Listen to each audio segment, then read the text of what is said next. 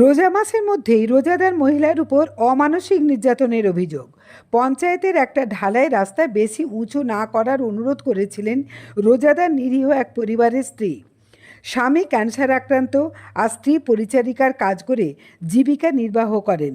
জানা গেছে, তারকেশ্বর থানার পশ্চিমপাড়া পঞ্চায়েতের বাগবাড়ি গ্রামের বাসিন্দা জয়নাব বানু নামের এক মহিলা তাদের বাড়ির কাছেই পঞ্চায়েতের একটি নির্মীয়মান ঢালাই রাস্তার পাশেই অনেকটা উঁচু করে তৈরি করা হচ্ছে আর একটা ঢালাই।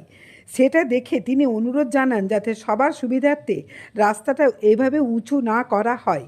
কিন্তু যেহেতু তিনি সামান্য একটি দরিদ্র পরিবারের এবং পরিচারিকার কাজ করে জীবিকা নির্বাহ করেন এবং তার স্বামী গুলাম নবী মল্লিক ক্যান্সার আক্রান্ত হয়ে খুবই অসুস্থ অবস্থায় আছেন, এমন একটি পরিবারের এমন আবদার, তাই আবার তিনি একজন মহিলা, বোধহয় মেনে নিতে পারেননি প্রতিপক্ষ প্রতিবেশী পুরুষরা।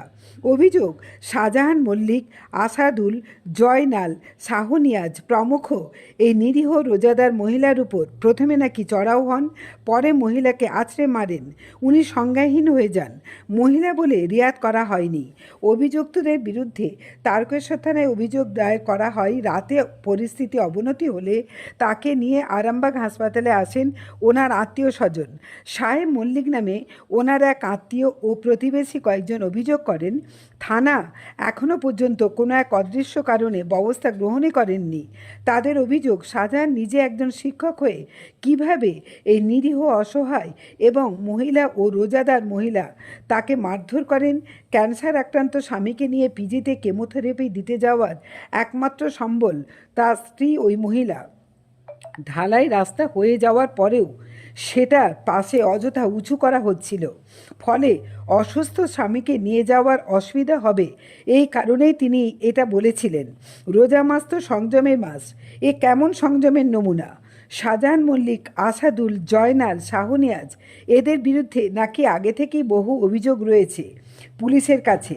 তার এই বিষয়ে আবারও পুলিশের কাছে তারা অভিযুক্তদের দ্রুত গ্রেপ্তারের দাবি জানান।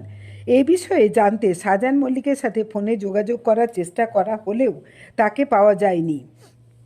এলাকাবাসীদের তোলা ভিডিও ফুটেজ এবং নিরীহ ওই মহিলার আত্মীয় ও প্রতিবেশীরা কে কি বলছেন শুনুন।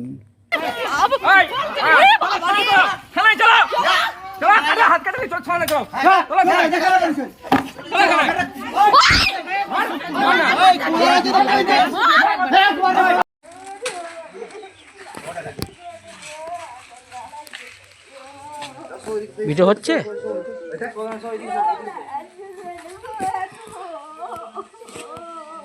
আরে ভাই এক গেদা ওদিকে এক গেদা তুমি হয়ে যাবে লো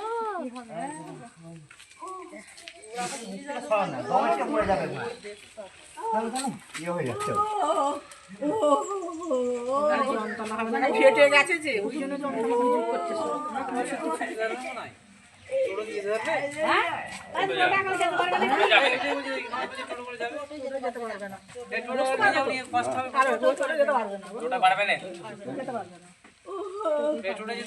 মারুতিতে নিয়ে যাও। বসে যেতে পারবে না তো।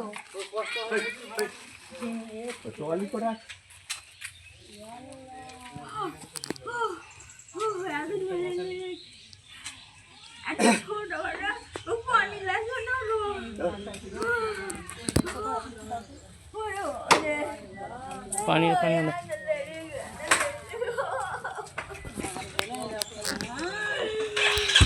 তুলে কাঁচা মেরেছে, লড়া ধরে ছাঁটতে দিয়েছে, তুলে ফেলে দিয়েছে।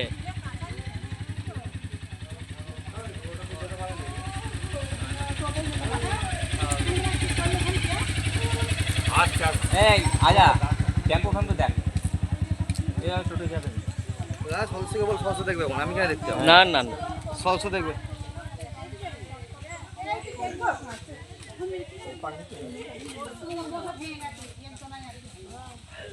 এখানে হাঁস ফেলে যাবে, ডাইরেক্ট নিচে থানায় ফেলে দেবে, ডাইরেক্ট নিচে থানায় তুলে দাও। মেরে অন্ধা করেছে।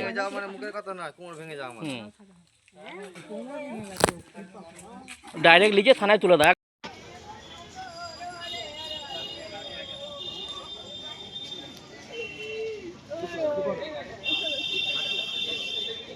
কি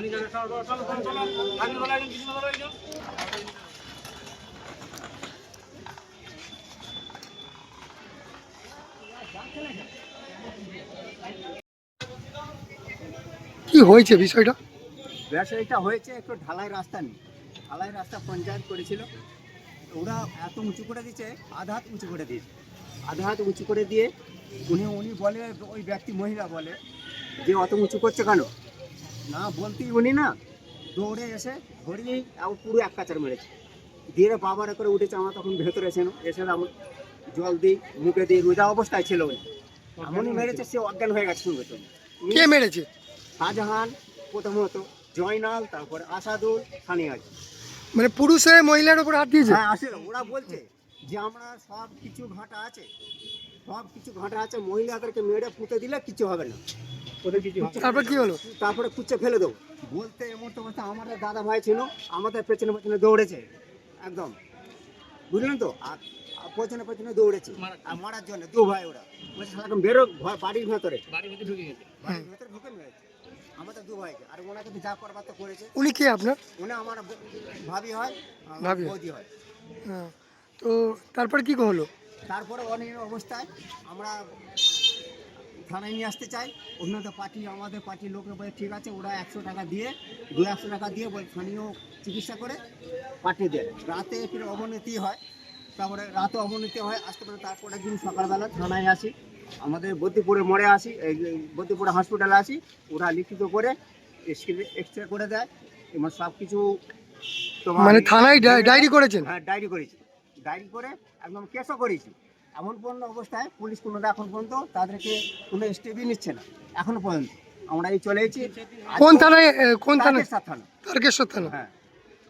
ও পুলিশ কোনো স্টেপ নিচ্ছে না? না পুলিশ স্টেপ নিচ্ছে না। কেন নিচ্ছে না, কি মনে হয়? কেন নিচ্ছে না, ওরা মনে হচ্ছে যে কোনো এইডে যাচ্ছে, তোমরা বলতে চায় না, আমার বারবার সত্ত্বেও যাচ্ছি বলে তোমরা এটা কি কোনো যারা মেরেছে তারা কি কোনো রাজনৈতিক দলের সঙ্গে যুক্ত?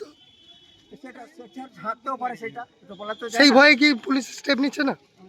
না সেটা কথা মানে সেটা বলে না, আমাদের বলতে চাই না। আমাদের পার্টির সদস্যও আছে ছিল, ঠিক বলছি সে আমরা মেরে দিচ্ছে, তো আমরা তারা আশ্বাস দিয়েছে যে আমরা আছি, কিন্তু তাদের সঙ্গে কিছু কোনোভাবে সংযোগ করতে পারছে না। এখন কি চাইছেন আপনারা? আমরা এখন চাইছি যে ওর অ্যারেস্ট হোক, এই মুহূর্তে অ্যারেস্ট হোক, ওদের শাস্তি হোক, কিন্তু একটা মহিলাকে মেরে। আপনার নামটা? আমার নাম কায়েম মল্লিক, বাড়ি? বাগবাড়ি, পশ্চিম পাড়া। একটু খুলে বলেন।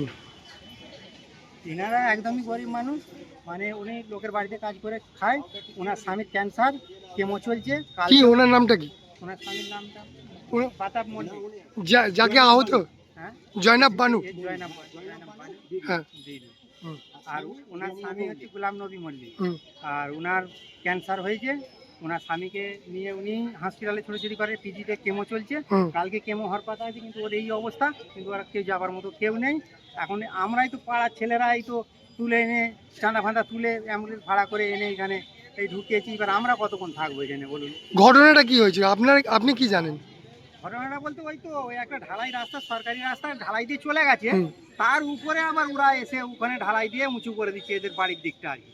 এবার উনি নাকি বলেছে যে এখানে উঁচু করে দিচ্ছে, আমরা তো এরকম পেশেন্ট মানুষ, আমরা তো নিয়ে যাই এটা দিয়ে, তো যেতে পারবো না, তো তুমি এরকম ধর উঁচু করে দিচ্ছে কেন, এই বলেছে বলে ওই বলছে নাকি গলাটা ধরে ও মানে ছুঁড়ে দিয়ালে ছুঁড়ে কাঁচা মেরে দিয়েছে। দেওয়ার পর মানে ইনজুরি হয়ে গেছে, মানে ভেঙে ভুঙে গেছে, কিছু রিপোর্ট কিছু করা হয়েছে, রিপোর্ট করা আছে, আমাদের রিপোর্ট রয়েছে, হুম। রিপোর্ট কিছু করা আছে, কিছু জায়গায় ভেঙে আছে, কিন্তু এখন না। প্রশাসনকে জানিয়েছেন? হ্যাঁ প্রশাসনকে জানানো হয়েছে, তো কেস করা হয়েছে, তো হ্যাঁ, তারপর করা হয়েছে। হ্যাঁ পুলিশ কি স্টেপ নিয়েছে? পুলিশ তো এখনো পর্যন্ত যায়নি, কিন্তু আজকে শুনলাম, যেটা এখন ফোন করলে একজন গিয়েছিল বাড়িতে, ওদের বাড়িতে ঢুকেও ছিল, তো বাড়িতে ঢুকে বেরিয়ে চলে এসছে, তারপরে বলেছে না নেই, ওরা নাকি নেই, পাশে বলেছে নেই। এই পর্যন্ত আমরা তো জানি না। প্রতিবেশী হিসাবে কি চাইছেন আপনারা? প্রতিবেশী হিসেবে ওরা যা প্রত্যেক সব লোককে মেরে যাচ্ছে, ওদের পাড়ার এইটা নিয়ে। ওরা বলতে কারা, নামটা বলুন। ওই শাহজাহান, জয়নাল, আসাদুল আর ওই কি নাম আছে সানিয়াজ, ওরা ওই যে মেরে যাচ্ছে একজনের পর, ওদের নামে অলরেডি 6-7টা কেস হয়ে আছে, হুম। সবাই মেরেছে আশপাশের লোককে, হুম। কিন্তু ওই যে মানে পয়সা আছে বলে লোক পিছিয়ে যাচ্ছে। মানে প্রভাবশালী বলে তারা পার পেয়ে যাচ্ছে। হ্যাঁ হ্যাঁ, প্রভাবশালী বলতে উনি আবার একটা মাদ্রাসা স্কুলের মাস্টারি করে, আবার শাহজাহান মল্লিক। কিন্তু সে একটা মাস্টার হয়ে এইভাবে মেয়ে ছেলের গায়ে হাত দিয়া বারবার ওই যে বললে না, জয়নাব বিবির নাম বাড়ি কোথায়? ওই বাগবাড়ি, বাগবাড়ি ফুল ঠিকানা বলুন। পশ্চিমপাড়া। বাগবাড়ি পশ্চিম পাড়া। আপনি কে? আমি পাড়ারই, কি নাম আপনার? আমার নাম শেখ জুম্মান আলী। জ্যোতিষ জগতে অদ্বিতীয় ডক্টর অঞ্জন শাস্ত্রী আপনার উজ্জ্বল ভবিষ্যতের একমাত্র দিশারি। Call for booking 7477886099 or log in www.anjanshastri.com। Download করুন আমাদের exclusive mobile app astro Anjan.